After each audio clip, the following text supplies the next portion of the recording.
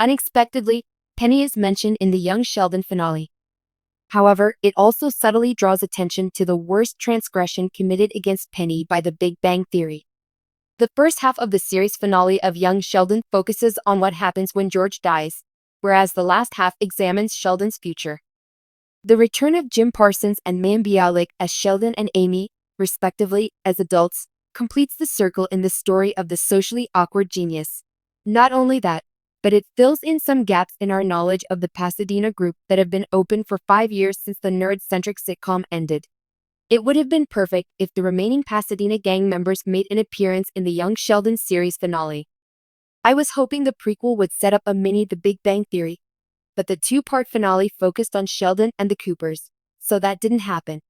Nevertheless, there were hints regarding the well-being of the remaining beloved friends, including the possibility that Leonard might have passed away after the Big Bang Theory. Although his storyline is left unexplored, his wife Penny was mentioned directly in the young Sheldon conclusion.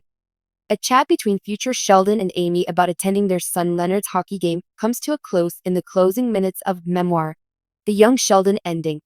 In response to Amy's revelation that their daughter, who will remain nameless, wants to enroll in acting classes, Leonard's wife, allusion to Amy's long-held ambition to become an actress, exclaims angrily that they should stop letting Penny babysit.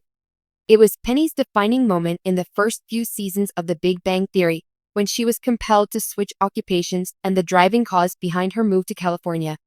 The Big Bang Theory never gave Penny's dream much of a chance, even if it was in her original plot.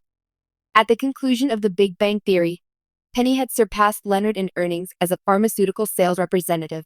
Her disappointing departure from the nerd-centric sitcom is further highlighted by Sheldon's confession that she is still interested in acting over a decade after the show ended. The Big Bang Theory never gave Penny's dream much of a chance, even if it was in her original plot. Sheldon would frequently make fun of her and her shortcomings, which demoralized her, but were actually meant to be funny. It breaks my heart to hear that acting will always be her calling. The Big Bang Theory's most difficult plotline was Penny's pregnancy arc, even though the finale was largely well received.